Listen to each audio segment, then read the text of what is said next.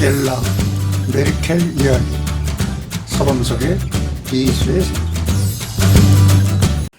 베를린 장벽이 세워지기 전 270만 동독인들이 자유를 찾아 서쪽으로 이동했습니다.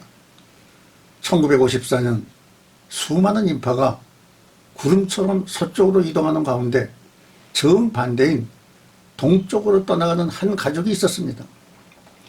서독 출신의 호루스트카 스노 목사의 가족이었습니다.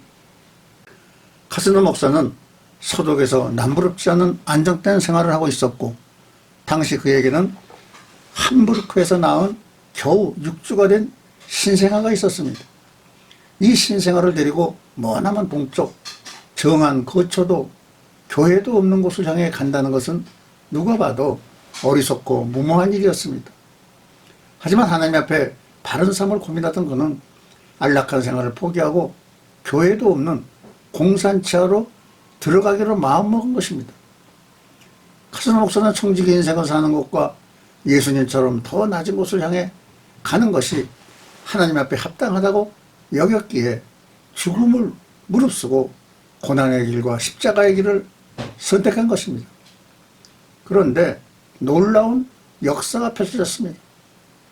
당시 아버지의 품에 안겨 공산치하 동독으로 갔던 딸은 아버지의 엄격하고 철저한 신앙생활로 양육받으며 자랐습니다. 수학과 언어에 뛰어난 능력이 있었던 그녀는 동독에서 물리학자로 활동했고 통일과정에서 정치에 참여하기 시작하여 환경부 장관이 되었습니다. 그러다가 2005년 독일 총선에서 총리가 된 후 2017년 4선에 성공하였습니다. 소박한 시골교회에서 자란 소녀가 통일 독일의 최고 지도자가 되어 유럽의 경제위기 극복과 전세계 자본주의 체제의 개혁을 이끌었던 것입니다. 당대의 가치나 풍조에 흔들리지 않고 주님의 뜻대로 살겠노라고 시대를 역행했던 그 목사님의 딸은 바로 통일 독일을 이끌고 있는 앙겔라 메르켈 총리입니다. 카톡으로 연결되어 있는 애청자이신 독일에 거주한 분으로부터 이런 글과 함께 메르켈 총리에 대한 글을 보내왔습니다. 독일 메르켈이 훌륭한 지도자였던 것은 독일 국민들이 더욱 훌륭한 것 같습니다. 훌륭한 국민들은 훌륭한 지도자를 선택하고 그 지도자를 사랑하고 존경하고 지지하고 분열하지 않고 뭉치고 또 뭉쳐서 나라를 훌륭하게 만든다고 봅니다. 독일 국민성은 정말 본받을 것이 많습니다. 안녕히 가세요. 메르켈. 환상적인 작별. 독일은 6분간의 따뜻한 박수로 메르켈에게 작별 인사를 했습니다.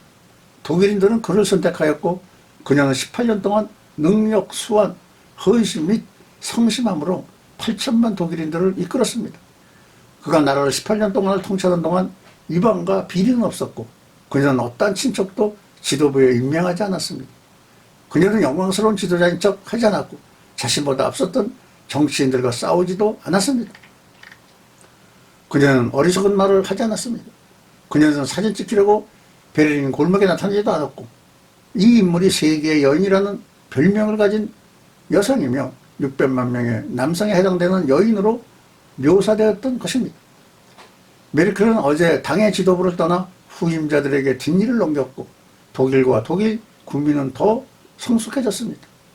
독일의 반응은 국가 역사상 전례가 없었습니다. 도시 전체가 집8콘으로 나갔고 인기 시인, 연주자들 및 기타 시민단체들도 없는 가운데 6분 동안 따뜻한 박수를 보냈습니다. 자발적으로 일어난 일이었습니다.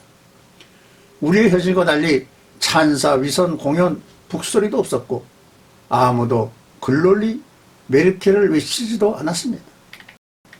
독일은 그녀가 전 동독 출신이라는 것을 알면서도 하나로 뭉쳤고 패션이나 빛의 유혹에 넘어가지 않았고 다른 지도자들처럼 부동산, 자동차, 요트 및 개인 제트기를 사지도 않은 화학 물리학자인 이 독일 지도자에게 작별을 고하였습니다. 그녀는 독일의 지도부를 임명한 후 그녀의 자리를 떠났습니다. 그녀는 떠났고 그녀의 친척들은 그들이 자기 나라에서 엘리트라고 여기지도 않았습니다. 18년 동안 그녀는 한결같이 새로운 패션의 옷을 갈아입지 않았습니다. 하나님은 이 조용한 지도자와 함께 계셨습니다. 독일의 위대함이 하나님과 함께하기를. 기자회견에서 한 기자는 메르켈에게 물었습니다. 우리는 당신이 항상 같은 옷만 입고 있는 것을 주목했는데 다른 옷이 없죠? 그녀는 대답했습니다. 나는 모델이 아니라 공무원입니다. 또 다른 기자회견에서도 한 기자가 물었습니다. 그녀는 집을 청소하고 음식을 준비하는 가사 도우미가 있는지를. 그녀는 아니요. 저는 그런 도우미는 없고 필요하지도 않습니다. 집에서 남편과 저는 매일 이 일들을 우리끼리 합니다. 그러자 다른 기자가 물었습니다. 누가 옷을 세탁합니까? 당신이나 당신의 남편. 그녀의 대답은 나는 옷을 손보고 남편이 세탁기를 돌립니다. 대부분 이 일은 무료 전기가 있는 밤에 합니다. 가장 중요한 것은 우리 아파트와 이웃 사이에는 방음벽이 있어서 이웃에 피해를 주지 않습니다. 그리고 그녀는 나는 당신들이 우리 정부의 일의 성과와 실패에 대해 질문해 주기를 기대합니다고 말했습니다. 미스 메르켈은 다른 시민들처럼 평범한 아파트에 살고 있었습니다. 그녀는 독일 총리로 선출되기 전에도 이 아파트에 살았고 그 후에도 그녀는 여기를 떠나지 않았으며 별장, 하인, 수영장, 정원도 없었습니다. 이 여인이 유럽 최대 경제대국인 독일의 총리 메르켈입니다.